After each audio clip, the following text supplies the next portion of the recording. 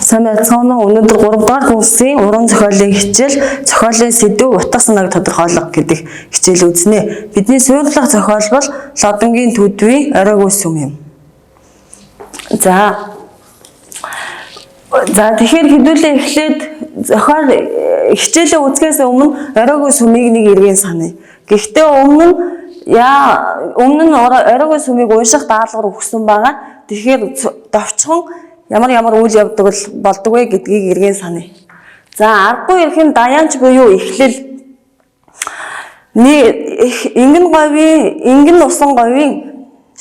ингэн усан говийн нэгэн таягтай хүн явдаг. Түүнийг царайгнаас шимжвэл ядарсан царайгүй хэрнээ сэтгэлдээ маш их зовиуртайгаар харагддаг. Тулж яваа таяга үүлэн бор морин хоёулаа энэ замын эцэс төгсгөл хүртэл нь явъя гэдэг. Энэ хүн цаашаа ямар үйл явдал болох вэ гэдгийг энэ зохиол дээр ингэж гаргадаг. За тэгэхээр эхнийх нь гислийн сахил хурдсан нь. За энэ зохиол гарах хүн гол дүр бол Санж буюу 15 настай одоо гислийн сахил хурд гэж байгаа хүүгийн талаар гаргадаг.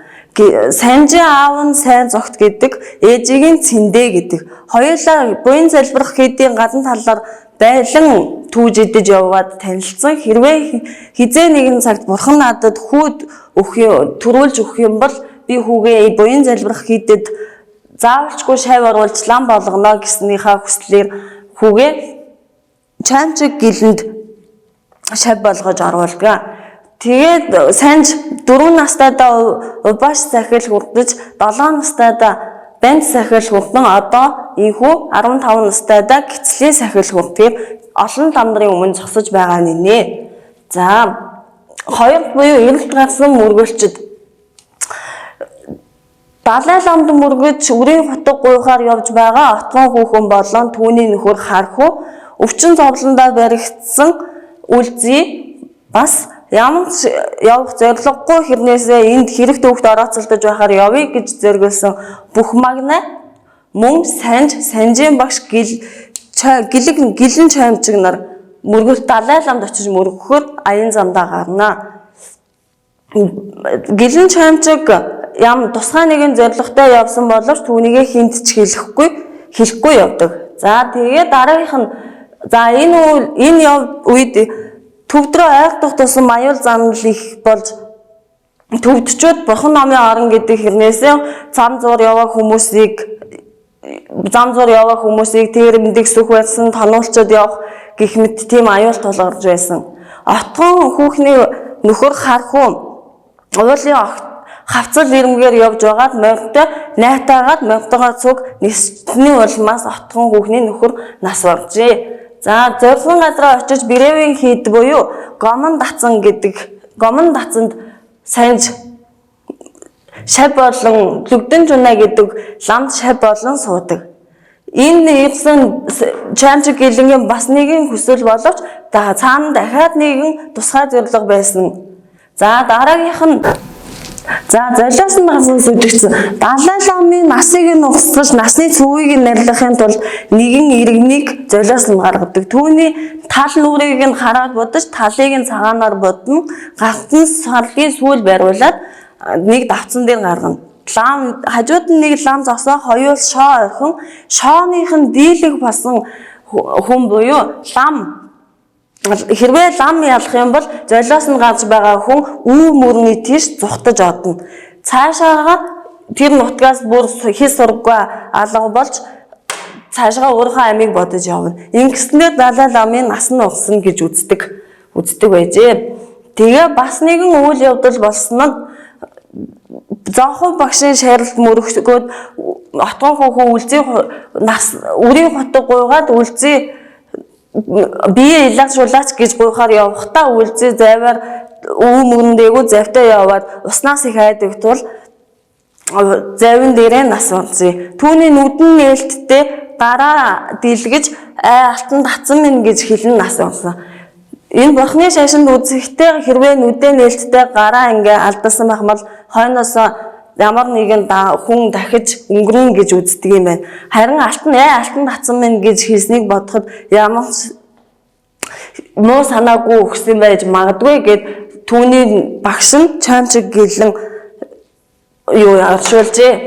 За тэгээ цаашаа бас нэгэн үйл явдал болсон нь чамчиг гэлэн тэнд очисон нэг шалтгаан нь зулын гол болж үхэж өөрийнхөө нэг нүглийг нэмжлэх зорилготой очиж 250 нүглээс нэгийг нь л 250 нүглээс би зөвхөн нэгийг нь л зөвсөн учраас энд зулын гол болж өөх гэж ирсэн юм а гэж чамчиг гэлэн санжид хэлж тэр оройн миний шав ухаантай юм чин цаашаага багшигаа дурсуулгүй ном юмны оройд гараа гэж захиад өөрөө явж оджээ.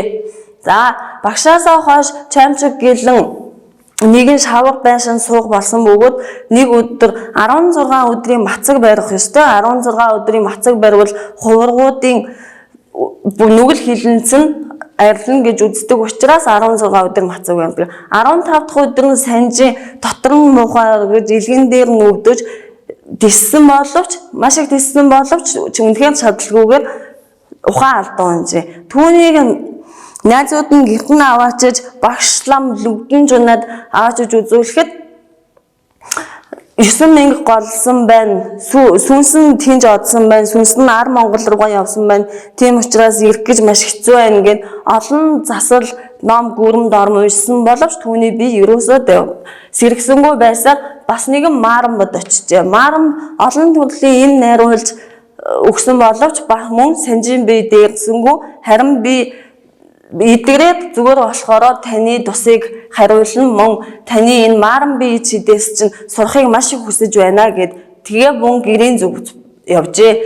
За жоргүй ламаас зовсон чавганц ерөөсөө заслыг авахгүй байсараа уламд орсон хоол унд жидгээ байсан санжиг найз нар нь жоргүй ламаас зовсон чавганц дээрийн манай энд нэг шимнанц байдаг. Түүнийг авчиж үзүүлээ гэдгийг. Шимнанц гэдэг нь болохоор хүүхэд гаргадаггүй хийдэж шавлан суудаг эмэгтэй хүний хэлдэг. Тэгж хэлсэн учраас Брэник гэдэг эмэгнийг авчиж санжийг үзүүлэхээр болжээ. Санж түүн дэхээхэн дургүй байсан манай багш ламтан чадахгүй байгаа миг тэр чавганц чадахгүй л болов гэж бодож байсан боловч Брэник эмгийн ирээд хамгийн эхний ээлжинд гэрийг нь сайхан цэвэрлээд цэвэр агаар оруулсан. Хоёрд нь зэрлэг сонгон үнэрлүүлээд гуравт нь сайхан хоол хийж өгөө дөрөвт нь унтуулах ийм засал ном хийсэн чинь санжийн бие удалгүй сайжран зүг зүгээр болжээ. За дараагийнх нь зовлонгийн хүүхд эргүүлэгч. Санж нэг төвдөд нэг номыг монголоор унших юм бол цээрлэл хүлээлгдэг. Тэгсэн санж тэнд уншиж байгаа бүх номыг цээжээр мэддэг учраас өөрийн мэдлгүй нэг шат шүлгийг монголоор уншиж байгаа гин. Тэгсэн тэрийг нь тэнд багсан гэдэг нэг өөрийнх нь үйт ингээд гэхдээ байнга уудлан муухай хав сэхэлцэж муу санаалж явдаг нэг хүн байсан. Тэр багш ламтанд нь хилээд санж Пабанхог 3333 удаа тойрох буюу гороолох тийм шийтгэл хүлээлгэжээ. Тэнд мөн жогсон гэдэг сайхан зантай санжийг мөн байнга дагаж явдаг тийм хүн байсан. Тэр нь бол төвд хүнд Монгол хүнийг төвдөд очихт нь нэг Монгол хүнд нэг төвд хүн гэсэн бодлогын дагуу явдаг байсныг санж мэдсэнгүй. За гороолч дуусаад ирэхэд нь санж ерөөсөө Монголд байхдаа чамчиг гэлэн багш нь бүх ном судрыг нь заагаад өгч өгсөн бүгднийг цээжээр мэддэг байсан учраас тэнд сууж байгаа хүмүүсийн юу уншаад байгааг нь бүгдийг мэддэг байсан. Тэрийг түүнийгээ ил гаргахад нь тэр Пабанхог 3333 удаа тойроход түүний оюуны сав гинт дүүрвгээд тэнд байсан хүмүүс нь Пабанхог тойрыг гэсэн шийтгэл хүлээхийг маш их хүсдэг болжээ. За ном хаялцсан цоолсон нь төвдөд Саарам гэдэг цоол хамгийн эрдэм номтой бүх ном эрдмээ үзсэн хүмүүс авдаг байсан. Номыг авахын тулд бусад лам нартаа ном хаялцсан. Сингал Монгол төвд гэсэн 3 хэлээр ном хаялцдаг. Нэг асуултыг нэг хүнд 3 удаа тавьдаг. Гурвууланд нь хариулж чадахгүй бол санж ялсан гэдэг тооцдог байжээ. Санж 3 ламаас 3 удаа асуулт асуухад хинэн ч хариулж чадаагүй учраас Лаарам гэдэг цолыг авсан. Лаарам гэдэг цолыг авахд төвд багш нар нь ламнар нь яагаад энэ Монгол хүүхдийг сайн анзаарсангүй вэ? Хин энд ийм их ном заагаад өгчих өгөө гэж тэр үедээ ярилцаж байсныг нь санаж мэдсэнгүй. Тэгээ гэртээ очиод би одоо л харамт цол авчлаа, ээж аавынхаа хүслийг биелүүлсэн гэрлүүгээ харахад надад одоо харамсаад их юм алгаа би маргааш явна гэж бодоод хэвтэж байтал түүний энд ярьсан багсан гэдэг найз нь ирээд лам нь ирээд энэ төвдөд ийм хоёр ёс байдгаа. Лаарам гэдэг цолыг хэрвээ авах юм бол нэгт нь төвдөд насаараа байж ном юдмээ хүмүүст ламнаас зааж өгөх, хоёрд нь Монгол руугаа нутаг руугаа буцна гэх юм бол тэр явахын нойрон наалдаг тийм ёс байдгаа гэж хэлчихэд хүй гэхийн зовдлогоо хашаад аваад гүйч гэж гинэ. За дараагийнх нь туламтай хурлаар бие солив. Үүнийг нь мэдсэн санж тэр оройноо нэг арга зохиож хүнжил дотроо орон дээрээ туламтай гурал тавиад өөрөө ширээнийхээ доор лаа хасаагаад яг хүн байгаа мэтэр болгочоо өөрөө ширээнийхээ доор суудаг. Харин удаачгүй ажитал жогсон буюу байнга инээж өөрийг нь дагаж явдаг жогсон гэдэг төвд лам ирээд ууттай гурал руу 2 удаа хутгаар ингэж юу ичаад сүлвчээ гараад зүхтаачдаг. Тэгээд ингээд санж тэр аюул өнгөрсний дараа бушуухан шиг эндээс оргон зайлж явах зүг юм байна гэд дээр үед лам байж байгаа болчихсон нутгийнхаа нэг залуутай тааралдаад хоёулаа арга зохиож нутаг руугаа явган бадарчин хийж явдаг. Түүнээс явах замдаа Бирэмиг эмгэн буюу Шинманцын сууж байсан Аник гомбо гэдэг хийдэд очиж тэр Бирэмиг эмгэн нас орохынхаа өмнөхөн 2 алт өгөө нэгийг нь нутагтаа авч чараа нэгийг нь тэр Аник гомбо гэдэг хийдэд өгөөрэй гэж загсан. Аник гомбо гэдэг нь тэр Бирэмиг эмгэн буюу Шинманцын нарын суудаг хийдийг хэлдэг. Тэгээ Бирэмиг эмгэний загсан ёсоор Аник гомбо хийдэд очиод нөгөө тал алтаа өгөхөд тэнд байсан хүмүүс нь энэ юу байна? Бадарчин буюу ламнар байна гэдгийг нь таньжаад араас нь хөөгөөд явж байтал төвдөөс араас нь тийм жогсон лам буюу төвдийн ламнар араас нь хөөлгөөд яг барьж аваад явахын даваан дээр энэ ирэл тасан мөргөлчд буюу энд цуг явсан бүх магна гэдэг хүн тэнд буцаж төвд рүү залбирал гуйх гэж явж байгаа дээрэмчдэд дээрэмдүүлээд тэгээд төвдийн дээрэмчин болчихсон байхтай нь азар таач нутгийнхаа дээс хүртэл гаргуулж зулбдаг. За нутагтаа очиод тэнд байсан нутагт нь очихт нь ээж цэндэн нас орчихсан байсан. Тэгээд аав нь болон буян залбирах хийдийн ламнар нь түүний хамгийн ширээний өргөмжлийг хамгийн ширээний өргөмжилжээ.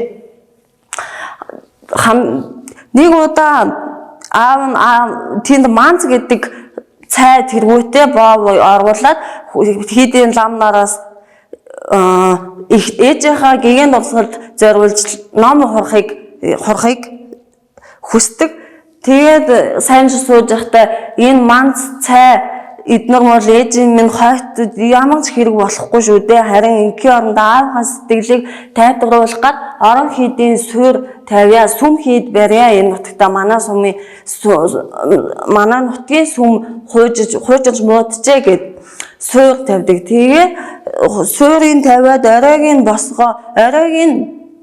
барьж дуусаагүй байж байтал нэгэн удаа гэрлүүгээ аав дээр очихгоо явж байтал нь маш их хүчтэй ширүүн бороо ороод бурууд аваад отгон хүүхнийнд очиж хондог. Энэ үйл явдлыг нь мэдсэн түүнд татаархдаг байсан хийдийн ламнар үйл явдлыг нь мэдээд отгон хүүхнийг амь насыг нь бүрлэхэд санж ламыг хийдээсээ нүгэл хийсэн учраас хийдээсээ хөөхөн дээр харин санж ламаас хоёр асуулт тавийн алийг сонгохыг нь өөрөө мэд гэж тэгдэг. Нэгдүгээр нь болохоор шат шүтлэх буюу лам байхаа болох, хоёрдугаар нь болохоор жанж хаалгах буюу өөхөх гэсэн хоёр болцол тавьжээ. Нэгдэх буюу шат шүтлэхийг нь санж сонгож би шат шүтлээд лам байхаа болоод отгонтойгоо очиж сайхан амьдрнаа гэж бодож байтал нь отгон хүүхний амь насыг нь бүндлэгээд яг хий дээр гарахын даваан дээр санжийн нүдрүүг нэг нутаг юм цацаж хараагүй болгоод ингэн усны говь буюу хинч байхгүй тийм цөл газар цөлчгөж гинэ. Ингээд нэг тэр хийдэд үлдсэн лам наран оройгүй сүмийг дуусгаж оройг нь байхыг хүссэн боловч ямар ч зураг төсөл мэдгүй түүнийг хэрхэн байхаа мэдгүй учраас нэг удаа хоёр бичээч томилоод санжийн байгаа газар руу явуулдаг. Нөгөө хоёр бичээчийн санжийн байгаа газар очиод түүнээс яаж оройгүй сүмийг босгох тухай юу хийснийг л бичээд ир гэж явуулсан учраас цаас балаа гаргаж ирээд уулзаад сүм хийд маань оройг нь барай сайхан болж байгаа гэх тийм байна. Яг хэлсэн ёслоор болсон байна гэж ярьж байгаад цаасан дээр харандаа чахрах чимээнээр яг сүмийг яаж барих талаар нь бичиж авч байна гэдгийг мэдэнгүүтээ тэр хоёрыг тагаараа хөөж байгаагаар энэ зохиол дуустгаа. За тэгэхээр энэ саяны дугаарлаж бичсэн бичиглэл ямар утга санаа илэрхийлж байна вэ? За жишээлх юм бол энд байхгүй юмыг байдаг гэж итгүүлж болдог болохоор хүний сэтгэл санаа гэдэг ч хачин юм да. Энд ямар үйл явдал болсон бэ гэхээр ээжийг нь нас барсны дараа нь тэнд байдаг нэг ламаар аав нь хойтхыг нь үзүүлэхэд хилэн дээрээ газар тариалан эрхлүүлж маш их зовхон юм байна. Тийм учраас маш их ном уншуул гэж хэлсэн. Тэгээд сайнж бодож суухдаа тийм юм гэж байхгүй шүү дээ. Яагаад хүмүүсийг ингэж мухав сүсгээр нь тоглоод байна гэж бодоод сүшиг бишрлийг нь ашиглаж байна гэж бодоод тийм байхгүй шүү дээ гэж боддог. Тэгэхээр энэ одоо эндээс ингээд цаашаа яваад үзэх юм бол энэ бол хүмүүсийн мухад сүсэг байна. Шашинд хидих шүтсэн энэ ерөөсөд хийсэн план багшиг хийсэн юм бол байн биелүүлэхгүй л болохгүй гэсэн мухад сүсэг явж байгаа юм. Цаашаа ингээд явах юм бол энэ юу гэсэн үг юм бэ гэхээр маш их итгэл үнэмшил түүнд итгэж үнэмшсэн. Тэгээд нэг талаараа бол мэдлэг чадваргүй юмыг ялгаж салахгүй байгаагийн жишээ юм аа. За тэгэхээр энэ зохиолоос зохиолоо уншсан учраас зохиолоос энэтэй мухад сүсэг буюу хүмүүс нь мэдлэг чадваргүй байсан гэсэн хэсгийг нь зохиолын хэсгээс нь олж үчээрээ. За одоо зохиолын хэсгээс олсонтой тааруулаад үзээрэй. Би ийм жишээ оллоо. Эцэгт минь миний хамбын суудал юу өгсөн бilé? Түлээг нь бэлтгээд, аргалыг нь бэлтгээд өгөх үү? Малыг нь адгуулад, гэрийг нь барих уу? Үгүй шүү дээ. За дараагийнх нь. Санж дэлби чойжамц гигдсэн хамт миний бие цүмийг цээжээр мэднэ. Гэвч тэр бүхэн эхийг минь дахин аймлуулж чадах уу? Яагаад ч үгүй дээ. Энэ бүх юмыг мэддэг чаддаг болсныхаа дараа ингээд тэр буян зэлбэрх хэдий хам болоо сууж байхдаа бодож байгаа. Үгүй шүү дээ. Яагаад ч үгүй дээ. За цаашаа. Хэсэг тус бүрийн утга санааг тодорхойлоорой. За тэгэхээр зохиол бол ерөөсөө эхлэл, гол, төгсгөл гэсэн ийм гурван бүтцтэй байдаг. За тэгэхээр эхлэл хэсэгт гол утга санаа агуулж байгаа хэсэг нь аль нь вэ? Эхлэл хэсэг маань ядууд очиг сүшиг бишрэлтэй эцэгийнхээ хүслийг биелүүлэхээр явж байгаа хүүгийн тухай гардаг. За энэ нь юун тухай өгүүлж байна вэ гэхээр мэдлэг чадваргүй тэнд байгаа ардууд нь мэдлэг чадваргүй, итгэл үнэмшилгүй. Яагаад гэсэн асуултыг юусэн мэдгүй. Яагаад гэж асуулаач гэсэн алдас нүгэл болно гэж боддог байсан үе. За тэгэхээр гол хэсэгт нь бол Шимнанц гэж сая зохиол дээр гарч байсан. Санжгүйгийн биеийг өвдөд тэн том лам нар нь ямар ч арга хэмжээ авч чадахгүй байхад нь Шимнанц буюу Бремиг энгийн ирээд нутгийнх нь Монгол захиралдгаар хоол хийж өгч ходоодны шархыг нь эмчилсэн. Тэгэхээр энэ юу тухай өгүүлж байна вэ гэхээр жог таньдаггүй ламаас зовлон үдсэн чавганц дээр юм а гэдгийг хэлж байгаа. За төгсгөл хэсэг нь болохоор шар шувтлан буюу лам байхаа болоод хараагүй болон цүлэгддэг. Энэ юу гэсэн үг вэ? Цээжээр маш бүгдийг нь мэддэг хэрнээсээ энэ нь эцсийн дүндээ бол хоосон эд болохыг нь харуулж байгаа. Түүнийг ээжийг нь амьлуулад эцэг ийг нь баян чинэлэг болгож чадахгүй болохыг нь ухааж байгаа хэсэг гарч байгаамаа. За тэгэхээр тэгэхээр энэ хэсгийг ингээд бүгднгийн дүгнээд эцэст нь дүгнэлт хий гэх юм бол ерөөсөө мэдлэг чадвар гэдэг бол хүч юм. Хүчтэй хүн бол мэдлэг чадвартай байдаг. Эрдэм мэдлэг бол оройгүй юмаа гэсэн үг юм аа. Эрдэм мэдлэгт орой байхгүй. Тиймээс та бүхэн эрдэм мэдлэгийг сайн сурахын төлөө хичээгээрэй. За гэрийн даалгавар эрдэм мэдлэг бол орой үгүй юмаа гэдэг сэдвээр эссе бичиж 250-300 өгтөө эссе бичээрэй.